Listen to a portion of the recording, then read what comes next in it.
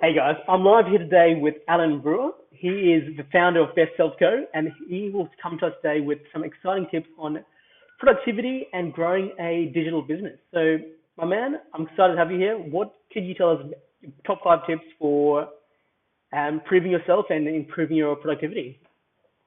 Thanks, man. Feel great to be here. How can you improve your productivity? So there's a couple things that you can do. One is don't set year-long goals. Don't set 5-year goals. I mean, you can have 5-year goals if you want them, but if that's all you're aiming for, you're aiming too far out, because what happens with year-long goals is the end's too far out, so you end up procrastinating before you can get there. And then when the time comes, you're like, oh crap, I got this big goal that I got to hit. What am I going to do? And then you just like start freaking out. So I recommend doing a 13-week goal or a 3-month goal and setting your sight at 3 months, because what happens is the goal's far enough where you can actually make progress to it, but it's close enough where you can always see the end in sight. So it constantly keeps pushing you. Okay. How else can you be? Yeah. What else would you like to know? What are you doing? How's this diary structured, your journal, that makes it so good for people to achieve these goals? You're saying some people who are going through Best Self are hitting their goals consistently. What is it you guys are doing to help people improve that? So I could tell you, I won't say names because I don't have the right to, but one of our customers, and actually a couple of our customers, but one in particular, used his self journal to build a side project. Mm-hmm. He had a full-time job. He wanted to build a side project. So he built the side project up to X amount of dollars a month. Then he said, you know what? I'm going to use my next journal and double this. He ended up doubling his side project. He's like, oh my gosh. And he goes, all right, I'm going to use the third journal and I'm going to leave my full-time job. And he went to go double again, broke the double. I think he like quadrupled because he just had this momentum going from when he started, and ended up leaving his full-time job. Now he's doing his own thing on his own time. And I think the last that I've heard, he's got a team, and he's just like, I can't believe it. I can't believe it. It's awesome. Is it and purely he's the fact like, that he's writing it down now? Is that the only change?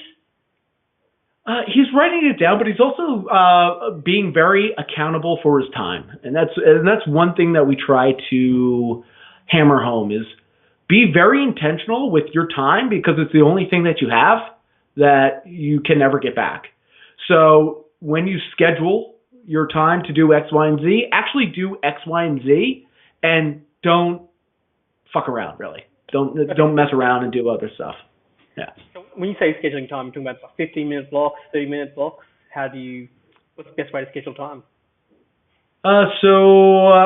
We like to promote 30-minute segments. So do little 30-minute runs. If you want to make it an hour run, depending on what time you're doing, do a Pomodoro technique.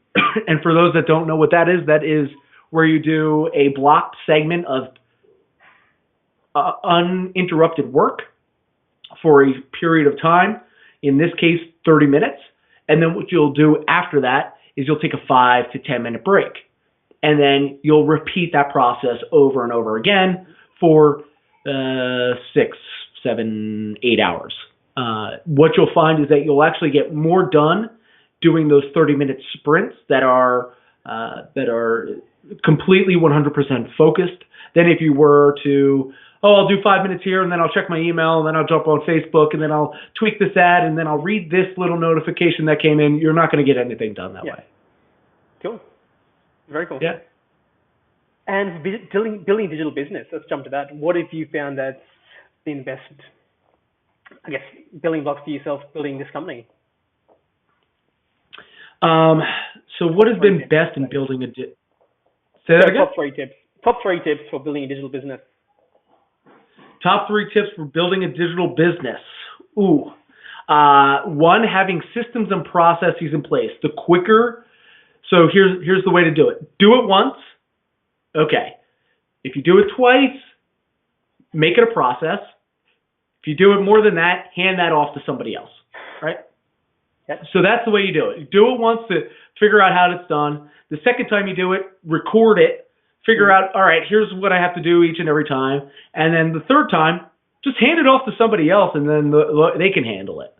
So that goes from anything to publishing a blog post to dealing with your emails to scheduling calls to anything in your business. The quicker you can hand stuff off to other people, the quicker you and more time you'll have to be focused on actually growing the company.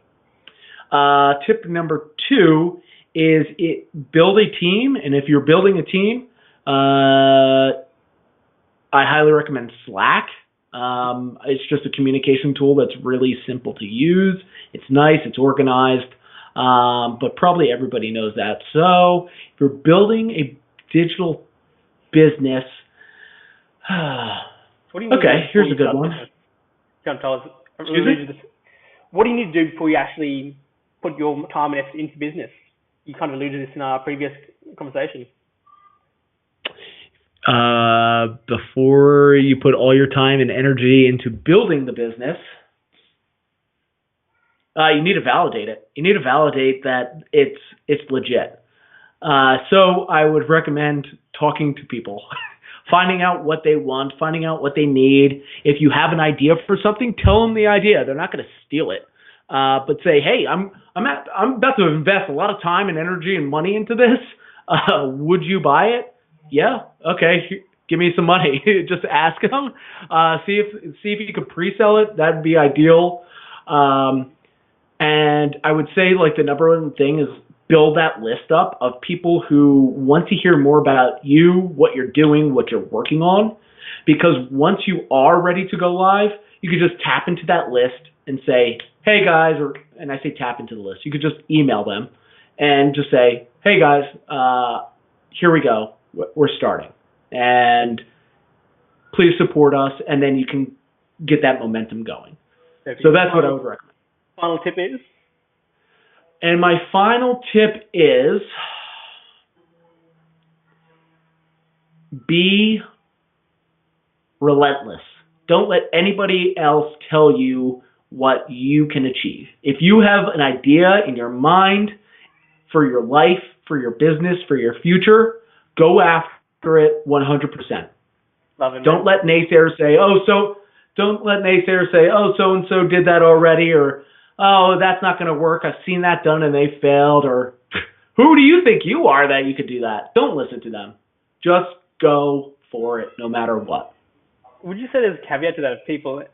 I've seen some people saying going after stuff time after time. It's the same thing they were trying to push before.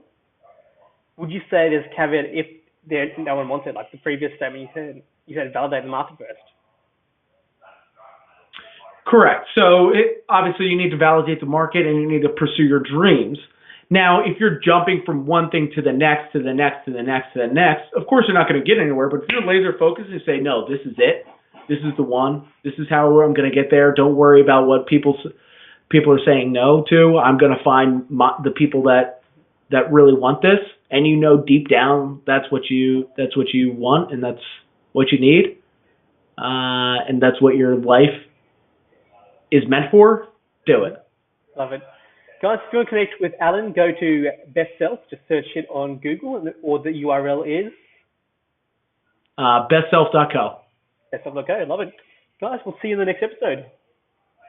Thanks, everyone.